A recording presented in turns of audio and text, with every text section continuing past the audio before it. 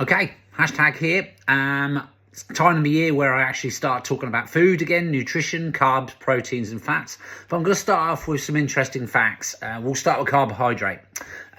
3 things you didn't know about carbohydrates. So the first one is your brain runs on carbohydrates, blood sugar. Not much else. There's a ketone argument in there, but basically it runs off sugar. So you need carbohydrates for your brain to actually function, which goes to explain that when you're low on carbohydrates, your cognitive function isn't that great.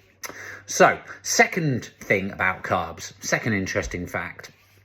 Post-exercise, we always talk about putting protein in the body to recover. Did you know what carries the protein from the gut to the muscles that need it? Yeah, you guessed it. Carbohydrates. So it's always interesting, always good idea to actually put carbohydrate in first before you start putting the protein in to carry it to the muscles. Okay, so that's the second one. Third one and final one, because I'm going to really keep these short.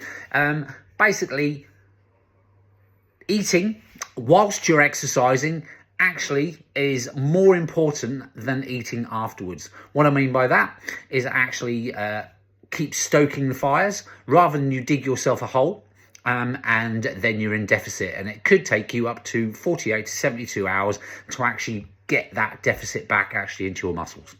So if you're eating on the go as you're exercising, even if it's just a 1 hour, a little snack, a little energy bar, an energy gel, or a couple of jelly babies just to keep that stoking the fire going, you're going to be much better off in the long run. You're going to be less fatigued during the exercise, you're going to be less fatigued after the exercise, and you're going to be more recovered for the next one. Okay, that's it. 3 interesting things about carbs.